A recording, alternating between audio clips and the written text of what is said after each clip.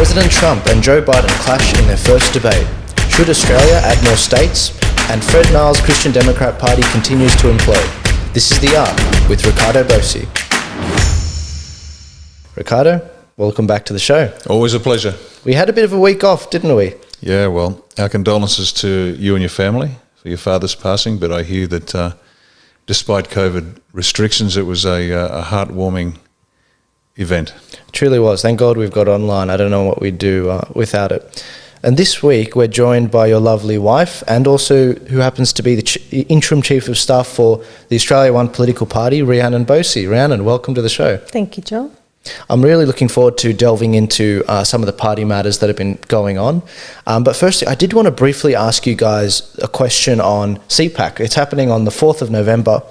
Do you guys think you'll end up being there? I think this is a big opportunity for people to get to know you and meet you finally in person with all the restrictions that are going on. Finally, we've got a big event. Can people expect to see you there? Or it's certainly our intention to be there. I think it's a great opportunity to hear opinions and speakers that the mainstream media doesn't want to give any airtime to, so we intend to be there. It should be a great event. Awesome. I heard that there are student tickets already sold out, so there's really only 2 or 3 other tiers that people can buy tickets at. But yeah, guys, go check it out. I'll be there. I'll be there with some of the usual troublemakers. I think Romeo Georges might be there, Dougal, Samrat, a few of the others. It'd be great. It'd be great to see you guys there and finally put some names to faces. So our first topic, we had yesterday the debate between Donald Trump and Joe Biden, and it was very fascinating because no one thought this was going to go ahead. I mean, it was a very highly anticipated situation.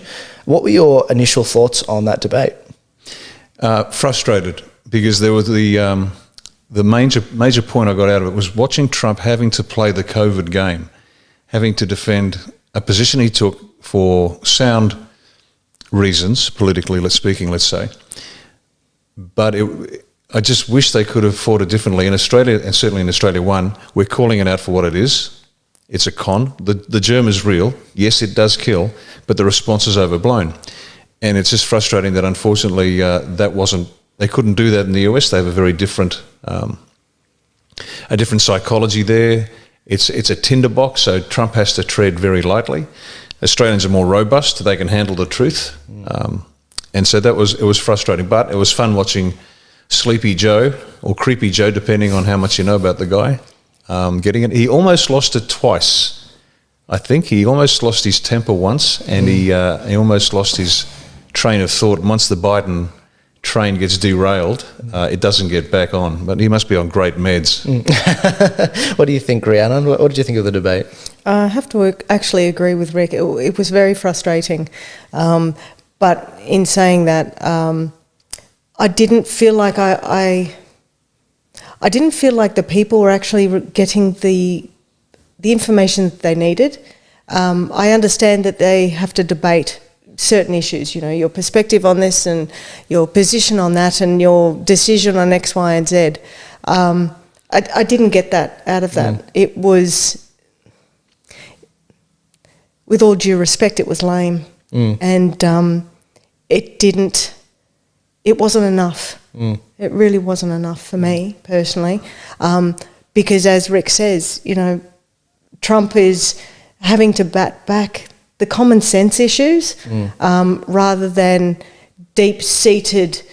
To me, a debate is, you've got a position and my position is this, and I don't agree with X, Y, and Z. You should have done potentially, these options. And that, to me, I just didn't get enough out of it. So I was disappointed, but that's the scenario over there, and that's what they have to do. One of the topics they covered was Trump's tax returns, especially with particular focus to 2016, 2017. We've all seen it plastered everywhere, over every meme, over every article. Trump only paid $750 in 2016, 2017. I just wanted to quickly say that is blatantly false. The New York Times reported this story, and the New York Times refuted this story. If you read past the first paragraph or past the title, you would have found that in 2016 he paid $1 million in tax, and then in 2017 he paid $4.2 million. That means he paid $5.2 million.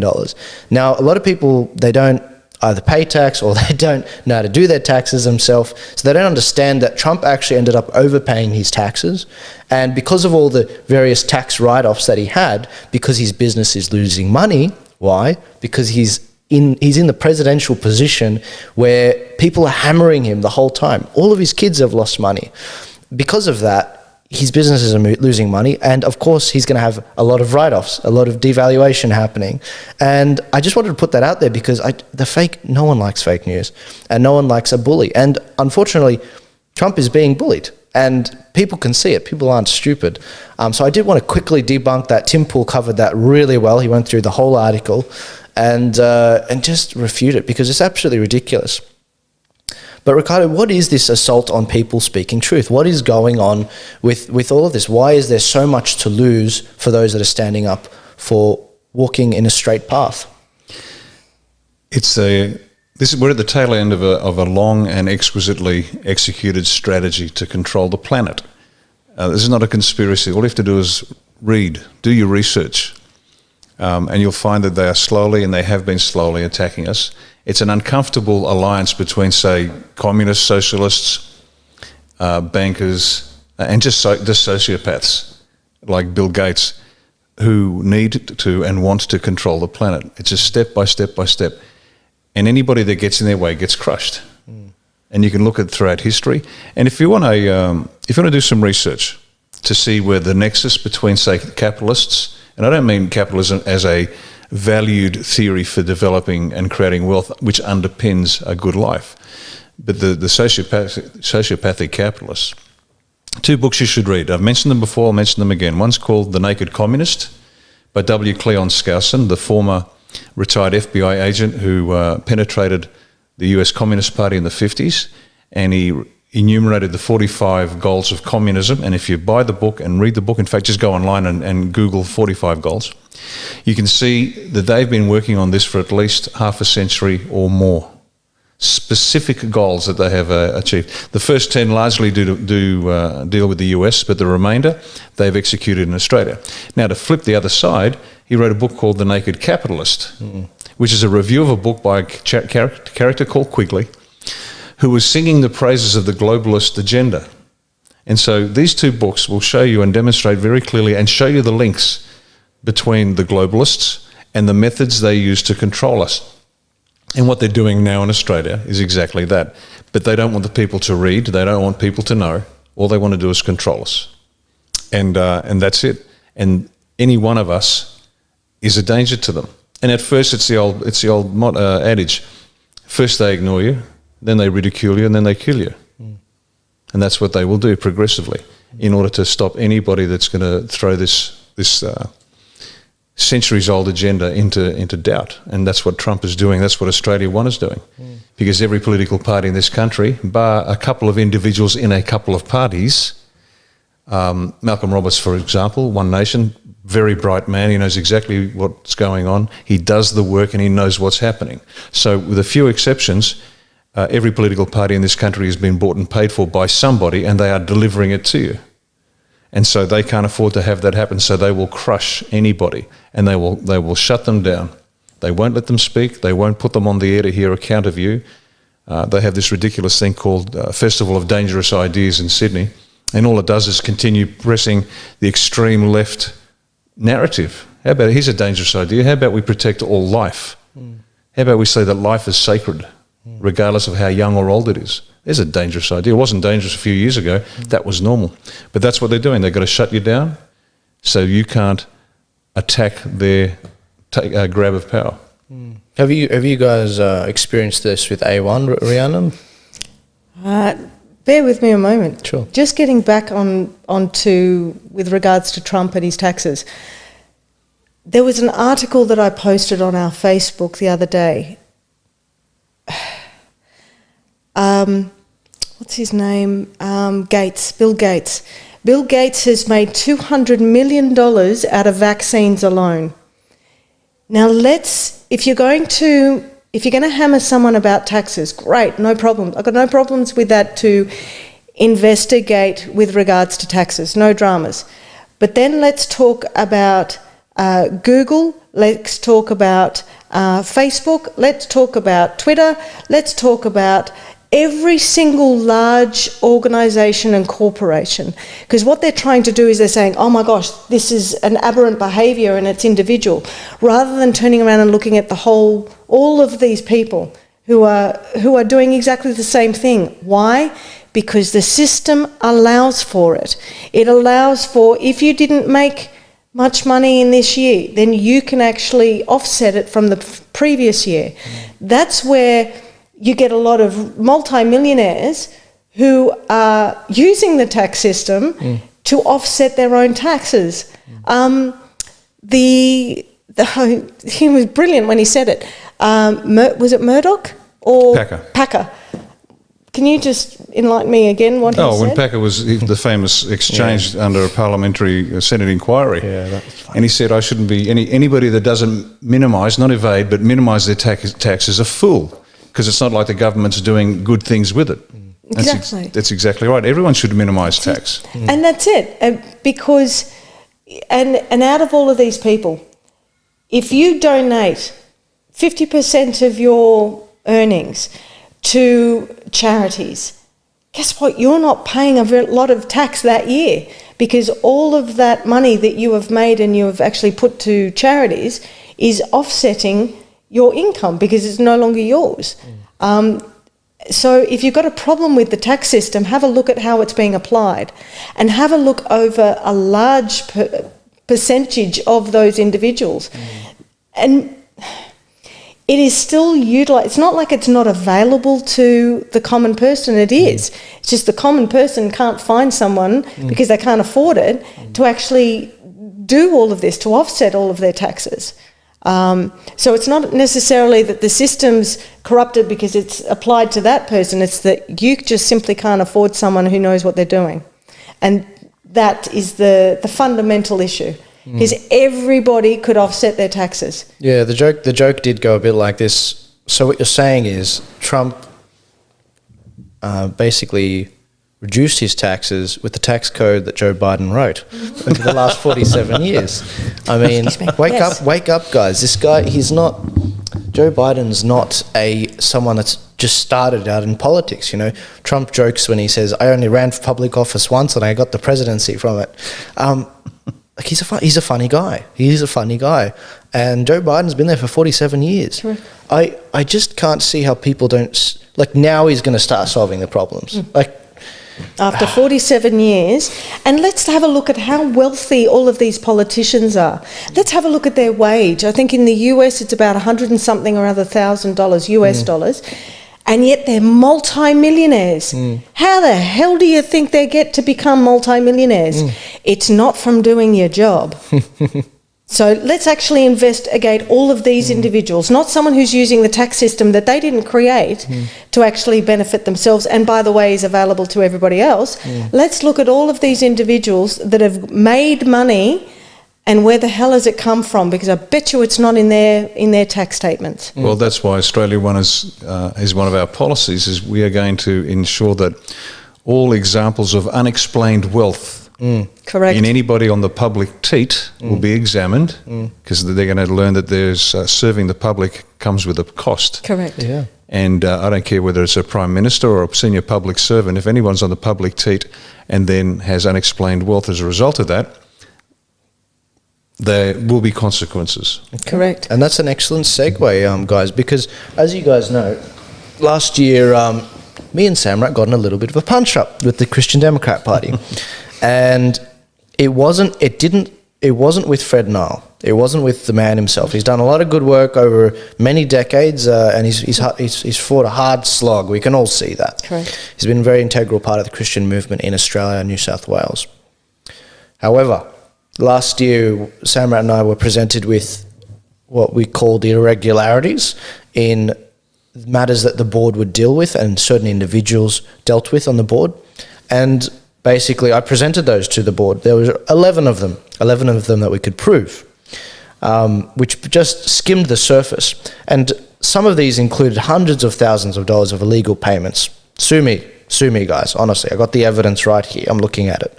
And it's in the media, so they can't. It's in the media, but that's another story that's coming up. And pretty much what ended up happening after that whole fiasco was we got a bunch of corrupt members of the board, and I use that. I don't hope you guys know me. I'm very cautious with my words. These are very corrupt individuals. They were running the party into the ground. They were fleecing old people that were donating to this party, which is ridiculous. And so Samrat and I, we put our foot down, and we thankfully, with the help of Fred, we removed those people. We removed a bunch of people, including the lawyer for the party agent. Now, because there was a double standard that he was applying as well. Now, a story's just come out. The story shows that we've got a situation with Fred Nile's party again, which is imploding. This time, we've got problems with more money going to party funds being used for people's benefits, including Fred Nile's wife, Mrs. Nile. Now, look, it pains me to say this. Complete transparency, I know Mrs. Nile. She's a lovely lady. She really is.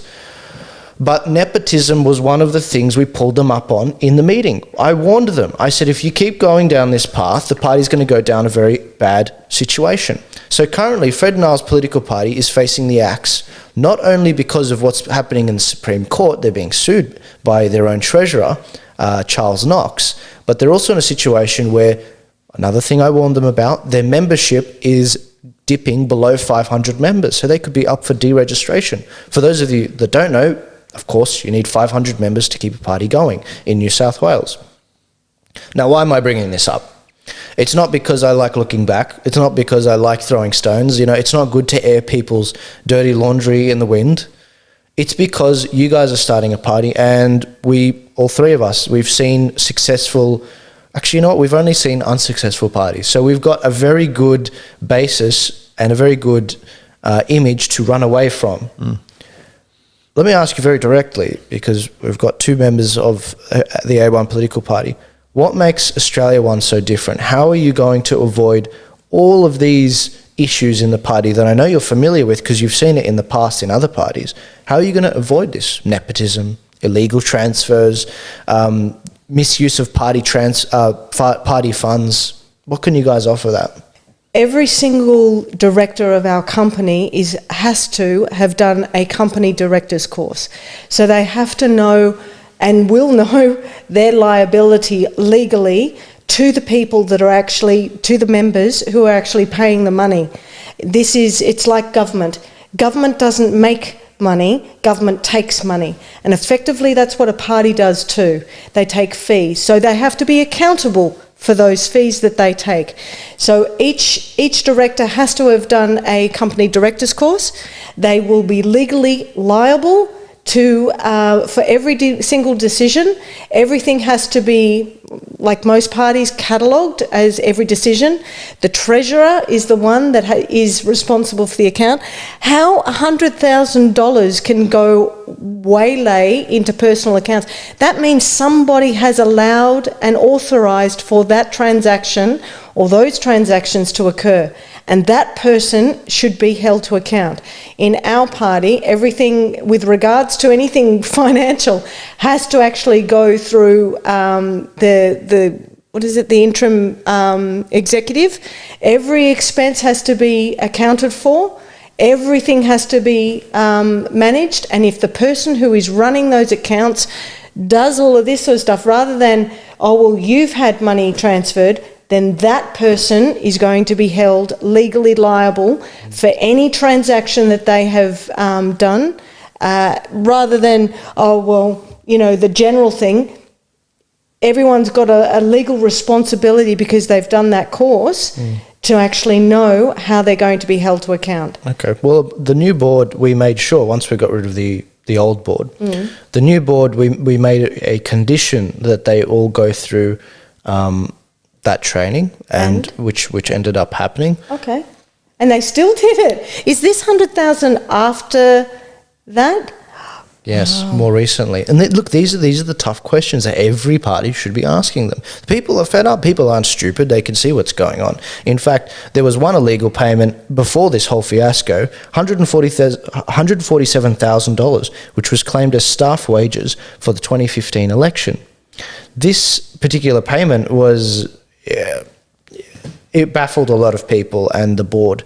And once they removed the board, the new board, which was reduced in 30 years in terms of age, because the old board was really old, the new board ended up having similar situations. So, I mean, these questions are, I mean, I don't know how you solve this, I'll be honest with you. I think it doesn't take much to know there's a problem. Auditing?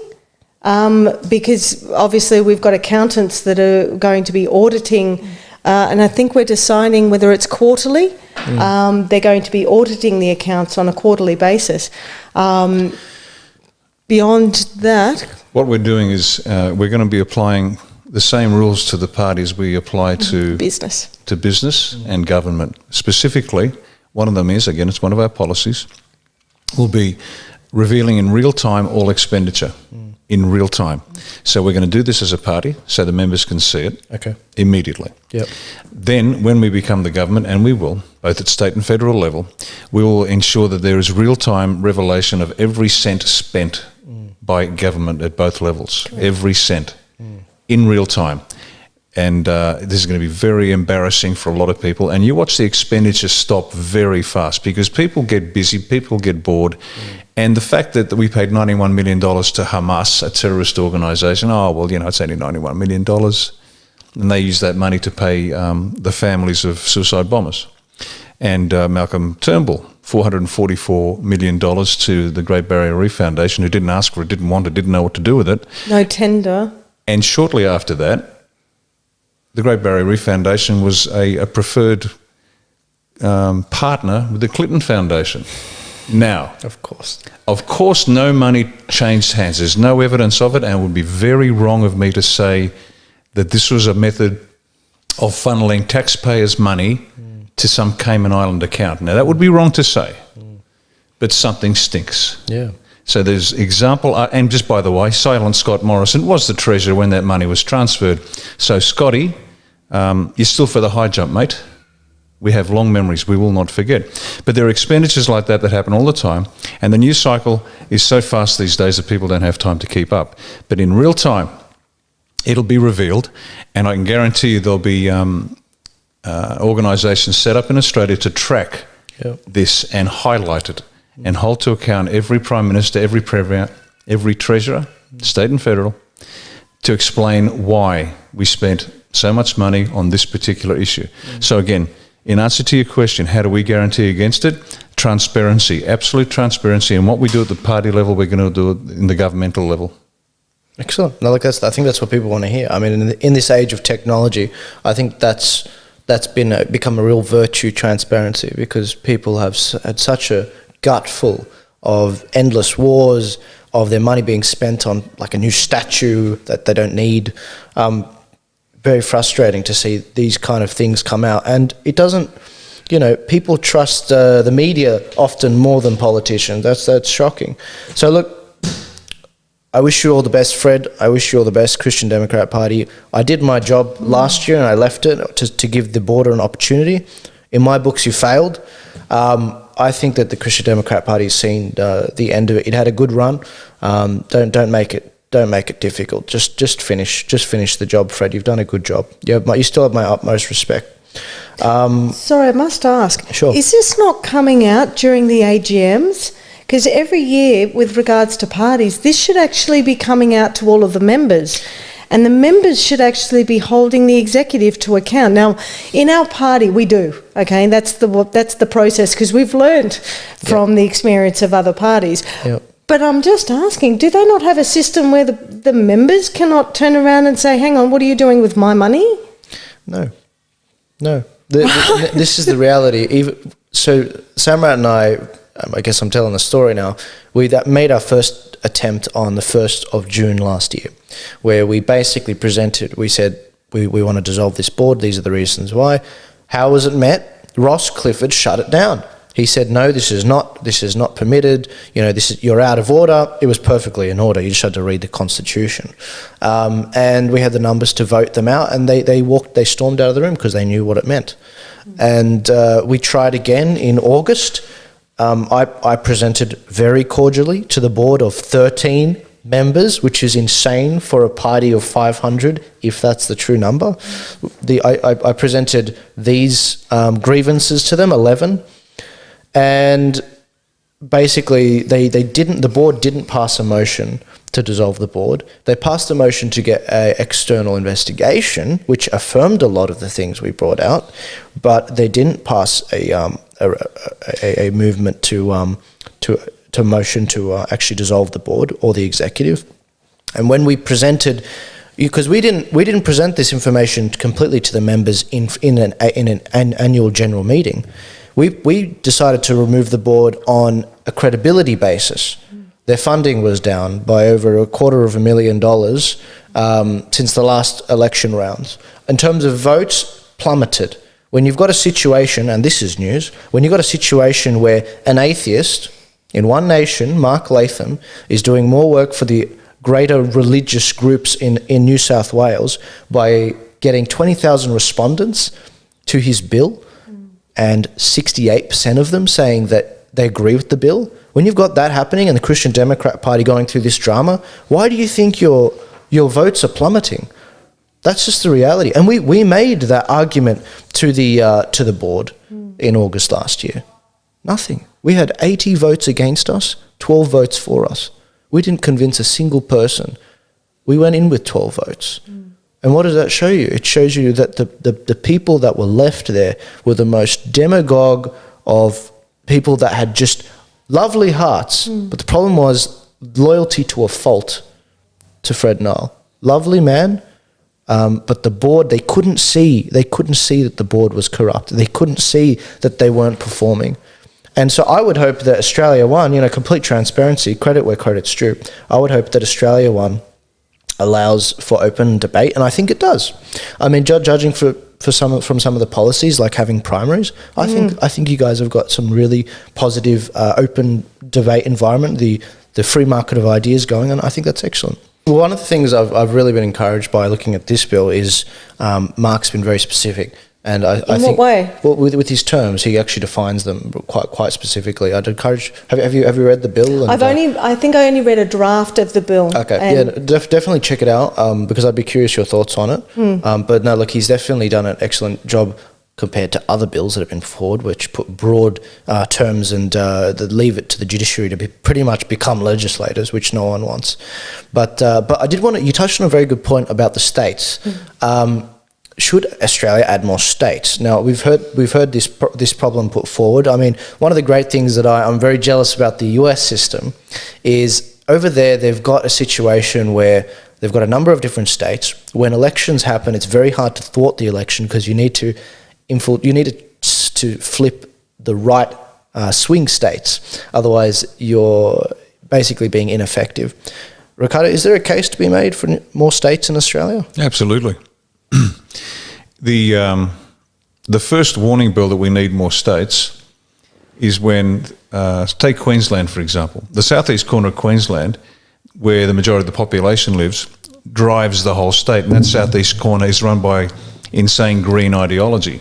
And so you've got Liberal and Labor falling over themselves, both trying to be slightly more green than the other. Trouble is you've got North Queensland, which has nothing in common with the southeast corner, and they are driven by this green ideology, and it's insane. So the North Queenslanders, and I lived and worked in North Queensland back in the 80s. It was my first posting to the 2nd 4th Battalion up in Laverick Barracks in Townsville. And they're a million miles away culturally and they're attitudinally to the southeast corner. That's a real frontier atmosphere up there. They've got a spine. They know what's right and wrong, and they're happy to vote that way. But they're being dragged unwillingly through this green nonsense. So they have a case to have another state called North Queensland, which is utterly independent from the remainder of Queensland, and they should be able to express their rights. Does that apply in other areas of the country? I believe it does. There should be more states added. Now, rationale, reasons why complicate it? Well, it doesn't complicate it, it actually helps. And there's two points I must make here. Firstly, with more states, it is harder then for a corrupt party, organisation, individual to control it. The Founding Fathers of the United States were very mindful of this, and so they built in to the system and intentional points of friction to make it hard to govern the US. And the reason it's hard, it compels compromise, it compels accommodation, sensible accommodation, and it makes it very hard for a lunatic or a demagogue or a party to then run the US, because it is so varied. They have 50 states, as we know. And so this would make it harder for a globalist agenda to penetrate. Because I can guarantee you, if North Queensland existed as a state, they wouldn't be doing what Comrade Dan is doing in Victoria. And the people would vote with their feet, and they'd move up to North Queensland and turn it into the most prosperous, wealthy, happiest place, freest place on the planet. So there's that aspect.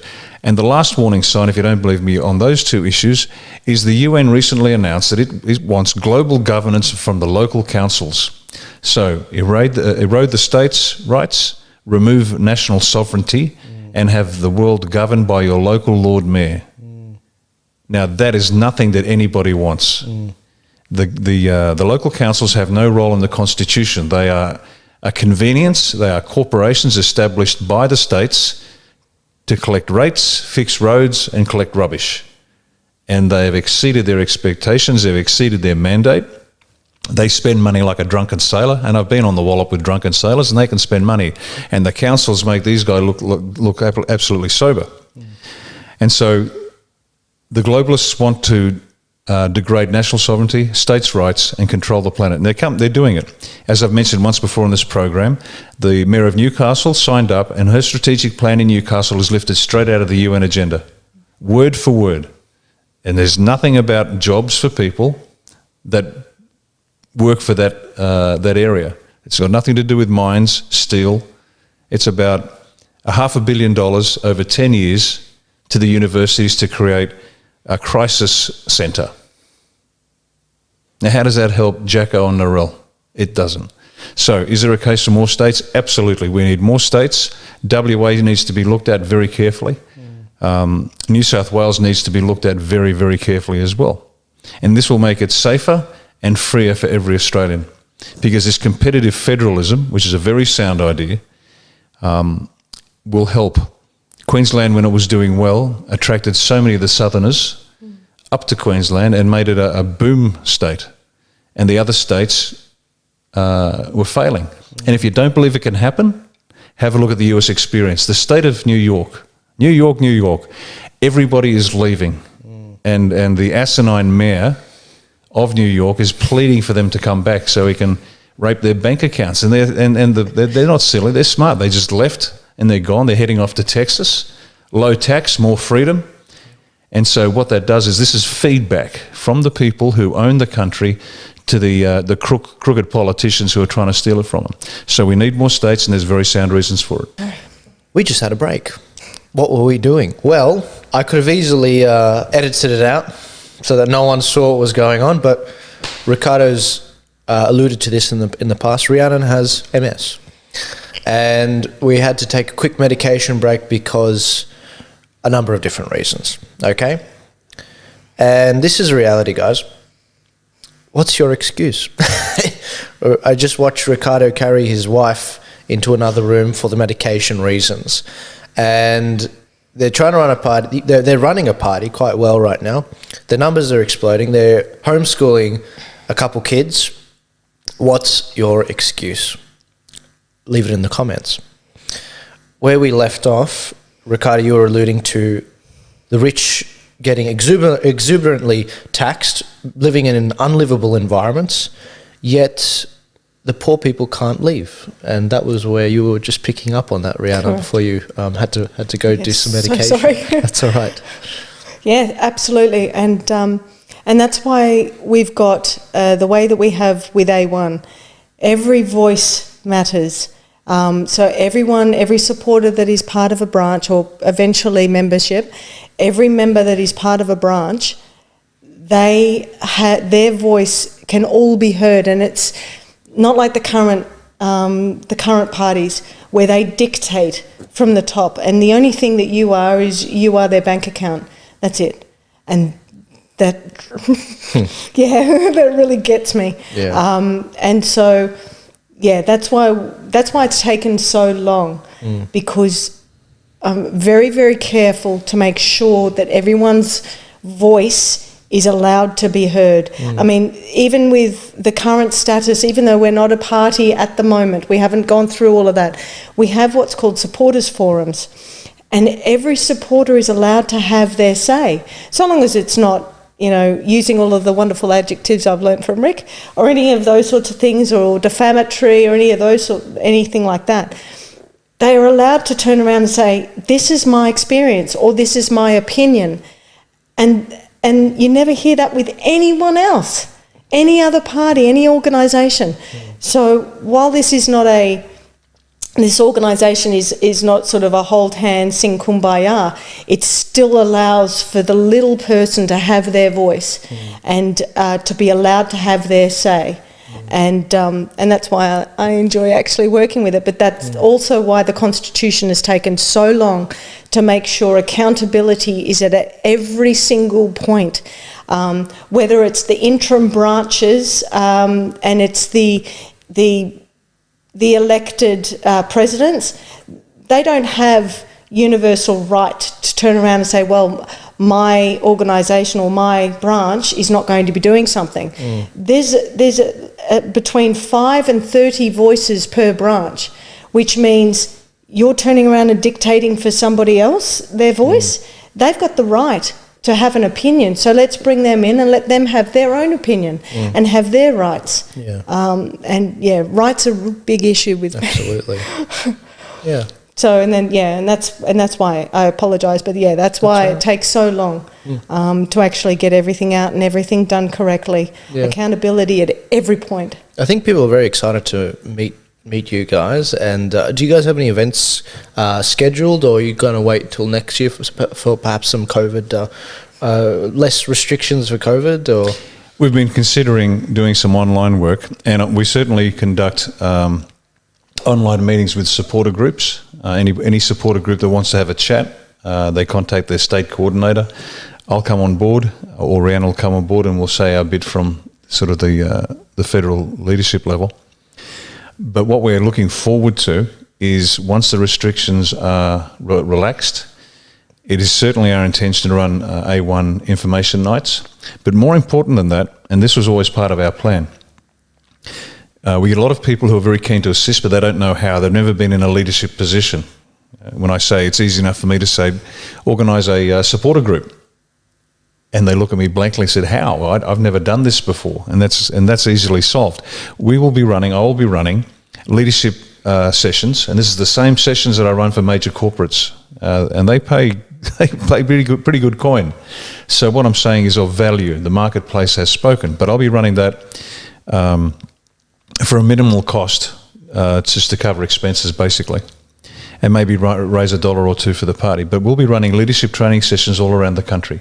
So any supporter group that wants to spend half a day doing a leadership program, I'll be there, and I'll be crisscrossing the states and the entire nation for the rest of this time to continuing empowering individuals to step up, have the skills to take control of their country. Rather than just throwing the responsibility onto them. Because I've been in this game for 40 years. And so for me, it's second nature. And but for most others, it's not. But they have to start to step up, lead their household, lead their street, lead their community, lead their council, lead their state, lead their nation. Yeah. And it's a training program. The kids that come on board early will live the experience of working in the party. And by the time they finish that, they'll be wonderfully prepared to contribute meaningfully to the country, whether they stay in A1 or not. Yeah, and I mean, the amount of books I've seen come out from, especially former military people, but also non-military people like Jordan Peterson, has been phenomenal. There's certainly a market out there for this, because there's a need for that. People need to get their crap together. Well, the good news is the publisher rang me up. I'm not sure if I mentioned this, but the first print run is sold out, and they're doing a second print run as we speak. Oh, really? Should be out soon. Okay. And again, the marketplace has spoken. I don't have to persuade people to buy the book. You're kidding. The fact that it's there, we get calls all the time. Excuse me, we've tried all the bookshops; they're all out. And the publisher is done his second print. He's doing a second print run. The ebook is coming out as well. Yeah. So those that don't want the object, they just want the file. That's coming too. Wow. So again, I love the marketplace. It has its limitations. Don't get me wrong. Yeah. But it's obviously of value. Would you ever consider narrating? I was actually about to say we're going to also look at getting an audio book as well for those people that prefer the audio. I mean, Riccardo doesn't have that great a voice, but if he did, I'd definitely be doing it. Hello, my name's Riccardo. Follow me. I don't speak like that after just the... It's very encouraging because the word is getting out there. Yeah. People do want to take responsibility and they want the skills, they want to know how to do it. Yeah. And that's what this book's all about. Beautiful. Well, thank you guys for your time. This has been very insightful and discussing some of the current events. These conversations have been doing incredibly well. It's a shame we didn't get to do a session last week for obvious reasons, but moving forward, we are still doing this show weekly, guys. Every Friday we release it. And I just wanted to thank everyone that subscribed. I think we added an additional 15 subscribers this last I think it was the last 2 weeks. A lot of people speaking with their money. That's great. That's what I want to see. There's a deadline. End of this year, I'll be deciding whether these conversations continue and also the Thin Ice conversations. So if you like them, if you want them to stay, please vote with your money. But thank you guys for your time. Thank you. Thanks, Joe.